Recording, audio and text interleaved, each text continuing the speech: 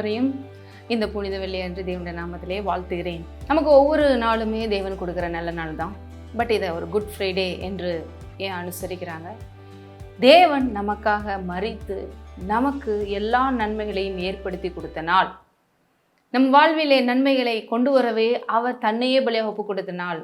கரெக்டாக இந்த டேட்டில் தானா அப்படின்னா நமக்கு தெரியாது. பட் வருஷத்துக்கு ஒரு தடையாவது அட்லீஸ்ட் அதை நினைவு கூறணுங்கிறதுக்காக இதை எல்லா இடத்துலையும் அனுசரிக்கிறாங்க. ஆனால் இது ஒவ்வொரு நொடியும் நினைவு கூர்ந்தால்தான் நமக்கு ஆசீர்வாதம். ஹல்லேலூயா. அப்போ ஒவ்வொரு நாளுமே நல்ல நாளாக இன்றைக்கு நம்ம எண்ணி களி கூறுகிறோம். இயேசு கிறிஸ்துக்குள்ள எல்லா வாக்குத்தத்தங்களும் எனக்கு ஆமென்றும் ஆமென்றும் இருக்குன்னு சொல்ல முடியுது. இது எல்லாம் எப்படி எதிர்காலம் நல்லா இருக்குன்னு சொல்ல முடியுது. தேவநலத்தை பார்த்துக்கிறோன்னு சொல்ல முடியுது. இந்த உலகத்தில் எது எப்படி நடந்தாலும் கர்த்தருடைய கையிலே என் வாழ்க்கை பத்திரமா இருக்குது, அவரை கைவிட மாட்டான்னு சொல்ல முடியுது. எல்லாமே எப்படி? அவர் நமக்காக மரித்து உயிர்த்து நமக்கு எல்லாவற்றையும் வெற்றி ஏற்படுத்தி கொடுத்ததுனால்தான். அந்த தேவன் இந்த உலகத்துக்கு வரவில்லை என்றால், அந்த தேவன் இந்த உலகத்தில் வந்து தன்னோட ரத்தத்தை சிந்தவில்லை என்றால் நமக்கு இந்த எந்த பாக்கியமும் சிலாக்கியமும் கிடையவே கிடையாது, எந்த உரிமையும் கிடையாது. என்னென்றால் இந்த பாவத்திலே கேட்டு அழிஞ்சு போயிருப்போம், குட்டிச்சோராய் போயிருப்போம். ஆனென்றால் அந்த இயேசு கிறிஸ்து நமக்காக ஒரு மாட்டுக்கொட்டைகளே வந்து பிறந்து நமக்காக இந்த உலகத்திலே வாழ்ந்து 33 வயது வரைக்கும் பாருங்க கிட்ட இருந்து அந்த இடத்துல அதுக்கடுத்து 3 வருஷம் லாஸ்ட்டு 32, 33 வரைக்கும் ஊழியம் செய்து கடைசியில் பாருங்க தன்னையே பலியாக ஒப்பு கொடுக்கிறார். இன்றைக்கு ஒரு வசனத்தை முதல்ல வாசிக்க விரும்புகிறேன். இதில் இயேசுவை ஒரு பேரிட்டு யோவான் அழைக்கிறார். அது ஏன் அப்படி அழைக்கிறார் அப்படிங்கிறத நீங்கள் பார்க்க போகிறோம். அந்த இயேசு நம்ம வாழ்விலை செய்து முடித்த காரியம்தான் இந்த நாளை குட் ஃப்ரைடே மாற்றுச்சுங்கிறத பார்க்க போகிறோம். பார்க்கலாம். யோவான் 1ஆம் அதிகாரம் எடுத்துக்கொள்ளுங்கள். யோவான் எழுதின சுவிசேஷம் 1ஆம் அதிகாரம் 29 அடுத்து 36 ரெண்டுலேயுமே யோவான் ஒரு விஷயத்த சொல்கிறாரு. என்ன சொல்கிறாரு பாருங்க. 29ல் யோவான் இயேசுவை தன்னிடத்தில் வரக்கண்டு, இதோ உலகத்தின் பாவத்தை சுமந்து தீர்க்கிற தேவ ஆட்டுக்குட்டி. ஹல்லேலூயா. இயேசு அங்கே வர்றதை அப்படி பார்க்குறாரு. பார்த்தவொன்னே சொல்கிறாரு. நம்மளாம் என்ன சொல்லுவோம்? அது ஒரு பர்சன் சொல்லுவோம், இல்லை அவங்க மகன் இவங்க மகன் சம்திங் சொல்லுவோம். ஆனால் யோவான் பாருங்கள், இந்த இயேசு வர்றதுக்காகவே முன்னால் அனுப்பப்பட்டவர், இந்த இயேசுவை பற்றி சொல்வதற்காகவே முன்னால் அனுப்பப்பட்டவர், மக்களை அவருடைய ராஜ்யத்திற்கு ஆயத்தப்படுத்தும்படியும் முன்னால் அனுப்பப்பட்டவர். அவர் எப்பயுமே அந்த ஆவிலே நிரம்பி அவர் கண்களோடு பார்க்குறாரு. இயேசு வரும்பொழுது இதோ வந்துட்டாரு. யாரு? இந்த உலகத்தினுடைய மொத்த பாவத்தை சுமந்து தீர்க்க போகிற தேவ ஆட்டுக்குட்டி. அடுத்து அதே இதில் பாருங்க 36லையும் சொல்கிறாரு, இயேசு நடந்து போகிறதை மன் கண்டு, இதோ தேவாட்டுக்குட்டி என்றார். தேவாட்டுக்குட்டி தேவாட்டுக்குட்டி ஆட்டுக்குட்டி அப்படிங்கிறது வேதத்தில் அங்கே இருக்கிற யூதர்களுக்கு கண்டிப்பாகவே தெரியும். ஒரு ஆட்டுக்குட்டி அது பாவத்தை சுமந்து தீர்க்கிற அப்படின்னு சொன்னாலே கண்டிப்பாக யூதர்களுக்கு ஓரளவு புரிஞ்சுக்கொள்ள முடியும். ஏனென்றால் பழைய ஏற்பாட்டில் பார்த்தீங்கன்னா பாவத்தை ஒரு மூடக்கூடிய டெம்பரவரியாக அதை வந்து க்ளோஸ் பண்ணக்கூடிய ஒரு வகையிலே அதனுடைய ரத்தம் வந்து அங்கே ஆசரிப்பு கூடாரத்திலே சிந்தப்படும்படி தேவன் வைத்திருந்தார். இது எல்லாம் அவர் வைத்திருந்ததுக்கு காரணம் என்ன? இயேசு கிறிஸ்துவுக்கு அடையாளமாக. இயேசு கிறிஸ்து வந்து இப்படி மொத்த பாவத்தையும் சுமந்து தீர்க்க போகிறாரு. ஏனென்றால் ஆத்துமாவுக்காக பாவ நிவர்த்தி செய்கிறது இரத்தமே, குற்றமில்லாத இரத்தமாக இருக்கணும். ஆகவே இப்படிப்பட்ட மிருகங்கள் பறவைகளுடைய ஒரு அந்த இதை எடுத்துக்கொண்டு அதன் மேலே அவங்க பாருங்க கையை வச்சு பாவத்தெல்லாம் அது மேலே ட்ரான்ஸ்ஃபர் பண்ணி அதை என்ன பண்ணிடுவாங்கன்னா கொன்றுவாங்க. பாவம் மரித்து போயிடுச்சு, அவ்வளோதான், டெம்ப்ரவரியாக ஒரு சொல்யூஷன் அவங்களுக்கு கிடைச்ச மாதிரி. இதெல்லாம் வந்து டே பை டே வந்து அவங்களுக்கு கண்டினியூவாக அந்த ஆசாரியன் வந்து காலையிலையும் சாயங்காலமும் அந்த ஆலயத்தில் ஆத்ராகமம்லாம் நீங்கள் படித்து பார்த்தீங்கன்னா தெரியும், நிறைய லேவியரம் படித்து பார்த்தீங்கன்னா தெரியும், ஃபுல்லாகவே அவங்களுக்கு பலி கொடுத்துக்கிட்டே இருக்கணும். காளை, வெள்ளாட்டுக்கடா, இந்த மாதிரி பறவைகள் அந்தந்த பாவத்துக்கு ஏற்றபடி வந்து கொடுத்துக்கிட்டே இருப்பாங்க. ஆனால் இது எல்லாம் தேவன் அன்றைக்கு வைத்ததுக்கு காரணம் என்ன? இயேசு கிறிஸ்து வந்து இதெல்லாம் செய்ய போகும்போது அவங்களுக்கு இதெல்லாம் கனெக்ட் பண்ணி பார்க்க தெரியுங்கிறதுக்கு அடையாளமாக. ஏனென்றால் பாவத்தின் சம்பளம் மரணம், ஆத்மாவுக்காக பாவ நிவர்த்தி செய்கிறது இரத்தமே. ஏன் ரத்தம் அப்படின்னா மாம்சத்தினுடைய ரத்தத்தில் இருக்கிறது. அப்போ இது எல்லாத்தையும் வைத்து தான் பாருங்கள் இதெல்லாம் சொல்லியிருந்தாரு. ஆனென்றால் அந்த சாதாரண ஆடோ இந்த பறவைகளோ அதனுடைய ரத்தத்தை வச்சு உலகத்தினுடைய பாவத்தை தீர்க்க முடியுமா? தீர்க்க முடியாது. அப்போ குற்றமில்லாத ரத்தமாக இருக்கணும். குறிப்பாக அந்த ஆட்டினுடைய தன்மை எப்படிப்பட்டதாக இருக்கணும்? யாத்திராகமம் 12:5 சொல்லப்படுகிறது, அந்த ஆட்டுக்குட்டி பழுதற்றதும் ஆணும். ஆனா ஏன் இயேசு வந்தார்? ஏன்னா அவர் ஆவியான தேவன் இல்லையா?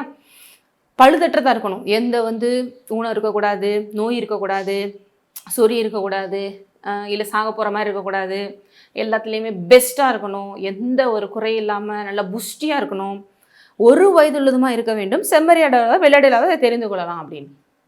1 வயது அப்படிங்கிறது ஒரு விலங்குகளுக்கு பார்த்தீங்கன்னா, அது குறிப்பாக இந்த ஆடு, செம்மறி ஆடு, வெள்ளாடு இந்த மாதிரி விஷயங்களுக்கு நீங்கள் எடுத்து பார்த்தீங்கன்னா 1 வயது அப்படிங்கிறது கிட்டத்தட்ட நம்ம மனிதர்களோட வயசில் ஒரு டீனேஜை வந்து குறிக்கிற ஒன்றாக இருக்குது. டீனேஜ் அப்படிங்கும்போது பாருங்கள், எல்லா இடங்கள்லையுமே அப்போ தான் முழுமையாக அந்த வாலிப பருவம் அப்படியே வருது அவங்களுக்கு. எல்லாத்துலேயும் அப்படி ஸ்ட்ரென்த்தன் ஆகி ஒரு முழுமையாக ஒரு மனிதனாக அந்த இடத்துல அவங்க என்ன ஆகுறாங்க, ஃபார்ம் ஆகுறாங்க. யுதர்களுக்கெல்லாம் பாருங்கள், அந்த டீனேஜ்லேயே 12-13 வயசுலேயே பெண்களுக்கெல்லாம் மேரேஜ் பண்ணிடுவாங்க. நம்ம ஊரில் இந்தியாவில் பழைய காலத்தில் இருந்துச்சு இல்லையா?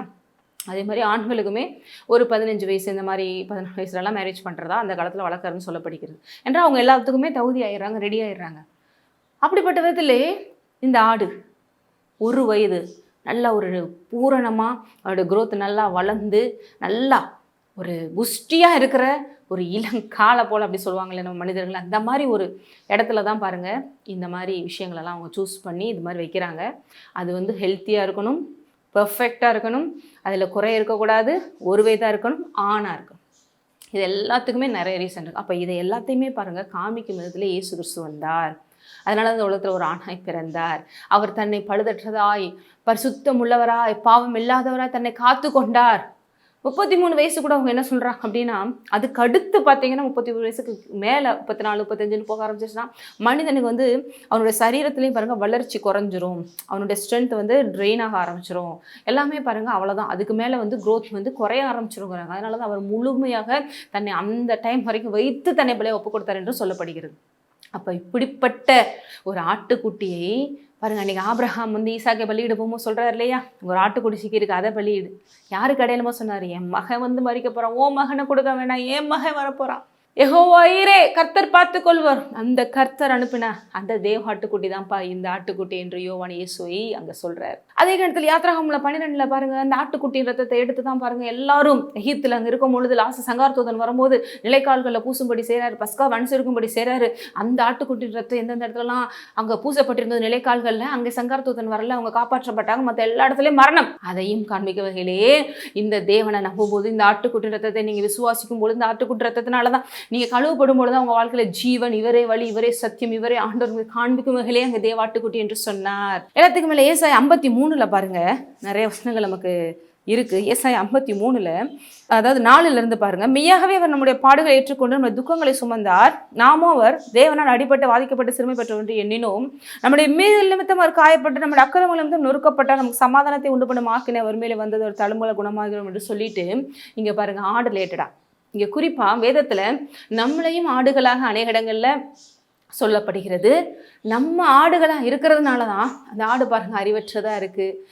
அப்படிப்பட்ட ஒரு ஆடாக பாருங்கள் தேவன் நம்மளே ஒருவராக வந்தார். அதுதான் பாருங்கள் அந்த ஆட்டுக்குட்டிங்கிறத இன்னொரு விதத்துலையும் சொல்கிறாங்க. இப்போ இங்கே பாருங்கள், நாம் எல்லோரும் ஆடுகளைப் போல வழிதப்பி தெரிந்து அவனவன் தன் தன் வழியிலே போனோம், கர்த்தரோ நம்ம எல்லாருடைய அக்கிரமத்தையும் இயேசு மேல் விழ பண்ணினார். அவர் நெருக்கப்பட்டும் ஒடுக்கப்பட்டும் இருந்தார், ஆனாலும் தம்முடைய வாயை அவர் திறக்கவில்லை.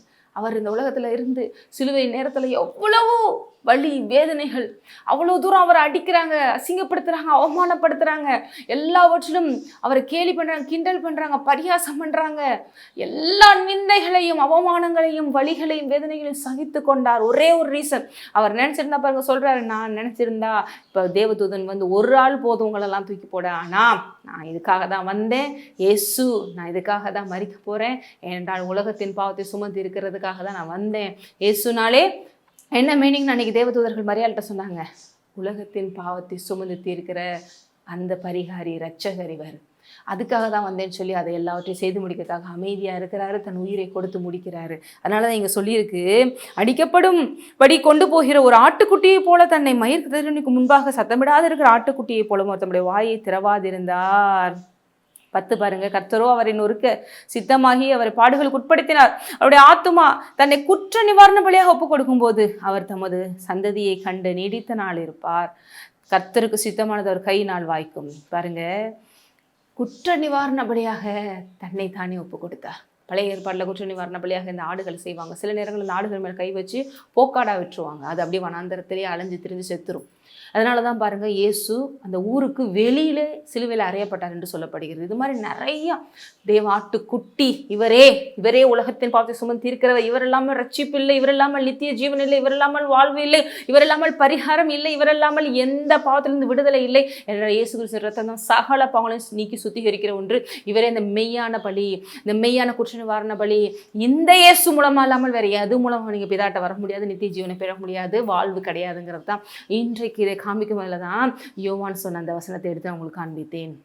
ஆகவே இன்றைக்கு உங்கள் வாழ்க்கையிலையும் இதோ இந்த தேவ ஆட்டுக்குட்டியை சொல்கிறவங்களுக்கு காமிக்கிறேன். இந்த ஆட்டுக்குட்டியை நீங்கள் நம்பி விசுவாசிக்கிறீங்களா? உங்கள் வாழ்க்கையில் மரணம் இருக்க வேண்டிய அவசியமே இல்லை, உங்கள் வாழ்க்கையில் சாபங்கள் இருக்க வேண்டிய அவசியமே இல்லை. நீங்கள் பாவத்தை மேற்கொள்வது உறுதி, நீங்கள் எல்லாவற்றையும் ஜெயிப்பது உறுதி. அந்த ஆட்டுக்குட்டியின் ரத்தத்தாலும் சாட்சியின் வசனத்தினாலும் பிசாசை ஜெயித்தார்கள் என்று வேதம் சொல்லிக்கிறது. அப்படிப்பட்ட ஜெயிக்கிற சந்தையெல்லாம் இருக்கிறோங்கிறத மறந்துடாதீங்க. நம்மை ஜெயிக்க வைக்கும்படி தான் அவர் தன்னைத்தானே ஒப்பு கொடுத்தார். அவர் எல்லா பிசாசுகளையும் ஜெயித்தார். அப்படி ஜெயித்தனால்தான் இந்த குட் ஃப்ரைடே. ஆகவே இந்த சத்தியத்தில் இன்னும் அதிகமாக நிலைத்து விசுவாசித்து பெரிய காரியங்களை காணுங்கள், அவரை மகிமைப்படுத்துங்கள். அவரே நம் இரட்சகர், நம் ஆண்டவர். சோதரம் நன்றி அப்பா, எங்களுக்காக வந்த தேவாட்டுக்குட்டியே, எங்களுக்காக வந்து தன் உயிரே கொடுத்தவரே, கிருபையா எங்களுக்காக எல்லாவற்றையும் செய்து முடித்தவரே. நீர் ஒரே தரம் வந்தீர், ஒரே தரம் மரித்தீர், ஒரே தரம் எல்லாவற்றையும் ஆண்டவரை செய்து முடித்து விட்டீர். இனி மரித்த கிறிஸ்து, இனி மரிக்க தேவையில்லை, எல்லாவற்றையும் செய்து ஆண்டவரை நீர் வெற்றி சிறக்கும்படி எல்லாவற்றையும் ஆண்டவர் உயிர்த்தெழுந்து இருக்கிறீர். ஏற்பட்ட தேவனை சுவாசிக்கிற நாங்கள் பாக்கியவான்கள். எங்களுக்காக கடை சொட்டு ரத்தம் வரைக்கும் சிந்தினீரே, இதை நாங்கள் மறவாமல், இதை ஒவ்வொரு முறையும் நாங்கள் எடுத்து விசுவாசித்து எல்லாவற்றையும் ஜெயிக்க மகிமைப்படுத்த விட்டுக் கொடுக்கிறோம் இயேசு நாமத்திலே, ஆமென். இந்த நாளிலே நீங்கள் இன்னும் அதிகமாக தேவனையும் அவர் ரத்தத்தையும் குறித்து தியானியுங்கள், வெளிப்பாடுகளை பெற்றுக்கொள்ளுங்கள், விசுவாசியுங்கள். எல்லாவற்றையும் ஜெயம் உங்களுக்கு. ஆமென். நீங்கள் ஆசீர்வதிக்கப்பட்டவர்.